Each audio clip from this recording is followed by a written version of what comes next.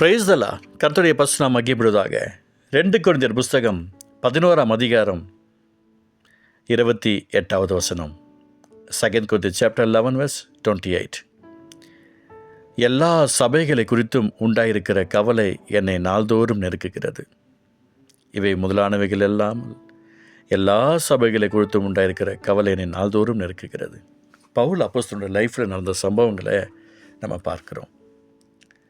அவர் சொல்லுகிற சில காரியங்களை பாருங்களேன். 23ஆம் வசனத்துலேருந்து பார்க்குறோம், 22 பார்க்குறோம். இதெல்லாம் ஒவ்வொன்றும் விஷயங்களையும் அவர் அழகாக சொல்லுகிறார். யூதர்களால் 1 குறைய 40 அடியாக 5 தரம் அடிபட்டேன். 3 தரம் விலாறுகளால் அடிபட்டேன்.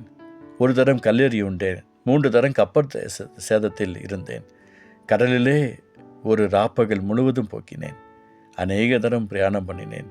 ஆறுகளால் வந்த மோசங்கள், கல்லரால் வந்த மோசங்கள், என் சுய ஜனங்களால் வந்த மோசங்கள், அந்நிய ஜனங்களால் வந்த மோசங்கள், பட்டணங்களில் உண்டான மோசங்கள், வனாந்தத்தில் உண்டான மோசங்கள், சமுத்திரத்தில் உண்டான மோசங்கள், கள்ள சகோதரில் உண்டான மோசங்கள், பிரயாசத்திலும் வருத்தத்திலும் அநேக முறை கண்விழிப்புகளிலும் பசியிலும் தாகத்திலும் அநேக முறை உபவாசங்களும் குளிர் நிர்வாணத்திலும் இருந்தேன்.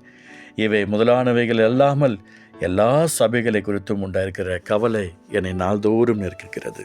எனக்கு பிரியமானவர்களே, இந்த வார்த்தை என்னுடைய வாழ்க்கையில் நிறைய சம்பவங்களை ஈக்குவல் பண்ணி கொண்டு இருக்கிறதுக்காக நான் கர்த்தரை ஸ்தோத்திரம் பண்ணுறேன். ஒரு அப்போஸ்தலனுக்கு உண்டான தகுதி இந்த இடத்துல அருமையான அந்த இடத்துல பவுலுக்குள்ள நிறைவாக காணப்பட்டு கொண்டிருக்கிறத பார்க்கிறோம். பலவிதமான சோதனைகள், பலவிதமான அடிகள், வேதனைகள், துன்பங்கள், துயரங்கள், ஒவ்வொரு முறையும் அவர் கஷ்டப்பட்டது எல்லாத்தையும் இந்த இடத்துல அவர் எழுதுகிறத பார்க்கிறோம். அநேக தரம் பிரயாணம் பண்ணியிருக்கிறார் என்று சொல்லிக்கிறார்.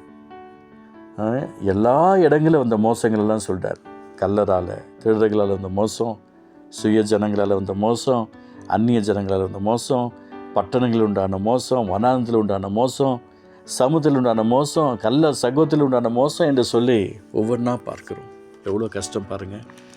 இவ்வளோ பெரிய விஷயங்கள் இருந்த போதிலும் அவர் சொல்கிறாரு, இவை முதலானவைகள் அல்லாமல் எல்லா சபைகளை குறித்தும் உண்டாயிருக்கிற கவலை என்னை நாள்தோறும் நெருக்குகிறது. ஒரு இடம் சபை அல்ல, சரீரமாகிய சபையானது பக்தி வித்து உண்டாவதற்காக சிலர் அந்த இடத்துல அப்போஸ்தலராக, தீர்க்கதரிசிகளாக, சுவிசேஷகராக, மேய்ப்பராக, போதகராக கர்த்தர் ஏற்படுத்தினார்னு சொல்லி பார்க்கிறோம். ஒரு இடத்துல இருக்கிற மக்களை பரலோகத்துக்கு கர்த்தர் கூட்டிக் கொண்டு செல்வது அவருடைய சித்தமே கிடையாது. தனி மனுஷனுடைய ஒழுக்கங்கள் தான், தனி மனுஷனுடைய பரிசுத்தமான வாழ்க்கை தான், தனி மனுஷனுடைய வாழ்க்கையில் தேவனுடைய சித்தத்தை செய்கிற காரியங்கள் தான் அந்த சபையாகிய சரீரமானது பக்தி விட்டு அடைவதற்காக கர்த்தர் சொல்லுகிறார். அதை குறித்து அவர் சொல்லும்போது சொல்கிறாரு, ஒருவன் பலவீனால் நான் பலவீனனாகதில்லையோ, ஒருவன் இடறினால் என் மனம் எரியாதிருக்குமோ என்று சொல்லுகிறார். எவ்வளோ பெரிய காரியங்கள் பாருங்களேன். இப்போல்லாம் சில காரியங்களை சில நபர்களை குறித்து நான் பேசினேன் அப்படின்னு சொன்னால் உடனே இவன் என்னை திட்டான், இவன் இப்படி பேசிட்டான் அப்படின்னு சொல்லி ஒரு பெரிய கூட்டம் கூடிடுறாங்க. வசனம் சொல்லுகிறது, அநேக நபருக்கு பலவீனம் வந்துச்சுன்னு சொன்னால் அவர்களுடைய பலவீனம் என்னுடைய பலவீனமாக பார்க்கிறேன். எவ்வளோ பேர் ஹாஸ்பிட்டலில் இருக்கிறவர்கள் கால் பண்ணுவாங்க, இல்லை பலவிதமான பிரச்சனை இருக்கிறவங்க சொல்லுவாங்க, என் இருதயத்தை அவர்களுக்காக ஊற்றி கொண்டு ஜெபிக்கிறது உண்டு. கண்டினியூவாக ஃபோன் பண்ணி விசாரிப்பது உண்டு. எனக்கு பிரியமானவர்களே, ஒருவன் பலவீனால் நான் பலவீனனாகதில்லையோ, ஒருவன் இடறினால் என் மனம் எரியாது இருக்குமோ. ஒருத்தர் இடறாங்க, இடறி போகிறாங்க, அவனுடைய அன்பு விட்டு விலகிறாங்க, மனசு அப்படியே பரவாயில்ல, இடறிட்டாங்க, ஸ்தோத்திரம், சூப்பர் அப்படி சொன்னால் நான் இன்னும் ரட்சிக்கப்படவில்லை, இன்னும் நான் மனம் திரும்பவில்லை. பல வருடங்கள் ஒளி அனுபவம் இருக்கலாம், ஒன்றுத்துக்கும் அந்த அனுபவம் என்னை பலது கொண்டு செல்லவே செல்லாது. ஒருவர் இடறுகிறார்கள் என்றால் நம்முடைய மனசு பதற வேண்டும், எரிய வேண்டும். ஐயோ இப்படி ஆயிட்டாங்களே, ஐயோ இப்படி போயிட்டாங்களே என்று மனம் பதற வேண்டும். அதான் அப்போஸ்தலனுடைய சுபாவம். எனக்கு பிரியமானவர்களே, எல்லா சபைகளை குறித்தும் உண்டாயிருக்கிற கவலை என்னை நாள்தோறும் நெருக்குகிறது. நான் ஊழியத்தில் இருக்கிறேன், அதனால் எனக்கு இந்த கவலை.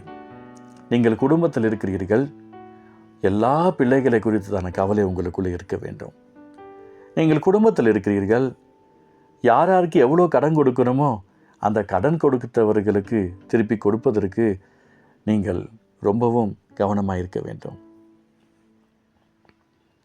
சிலர் கடன் வாங்கிடுவாங்க. யார்கிட்டையாவது கடன் வாங்கிட்டாங்க. கடன் கொடுத்தவங்க வீட்டுக்கு வந்தால் கடன்காரன் வந்துட்டான்னு சொல்லுவாங்க. பார்க்குறீங்கள்ல எனக்கு பிரியமானவர்களே, உங்களுக்கு ஏதாவது ஒரு பிரச்சனை இருக்குதுன்னு சொன்னால் அது உங்களுக்கு நெருக்குகிறதா? இன்றைக்கி ஒரு விடுதலை இருக்கிறது. இன்றைக்கி ஒரு அற்புதம் இருக்கிறது.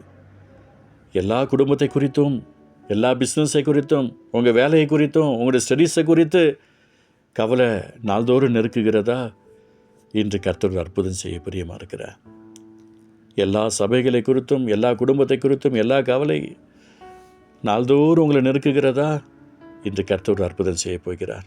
அன்பு தகப்பனே, இந்த ஜூலை மாதம் கடைசி நாளில் நாங்கள் வந்திருக்கிறோம் ஆண்டவரே.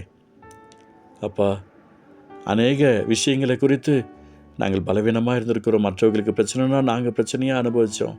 மற்ற கவலை, மற்ற வேதனைகள்னால் நாங்கள் அனுபவித்தோம் அவங்களுக்காக. ஆனால் ஒரு இடறினால் என் மனம் எரியாது இருக்குமோ என்று சொல்லுகிறதை பார்க்கிறோம். இப்போதும் எல்லா சபைகளை குறித்தும் உண்டாயிருக்கிற கவலை என்னை நாள்தோறும் நெருக்குகிறது என்று பார்க்கிறோம். உம்முடைய நாமம் மகிமைப்பட நீர் உதவி செய்யும். ஆவியானவரே, நீர் எங்களை நடத்துகிறீர். ஆவியானவரே, நீர் எங்களோடு கூட இருக்கிறீர். உமக்கு கோடி ஸ்தோத்திரம்பா. உங்கள் நாம் மகிமைப்பட்டும். புதிய மாதத்தில் புதிய ஆசைகளில் நிரப்பும், இறக்கச் செய்யும். இயேசு நல்ல பிதாவே, ஆமென்.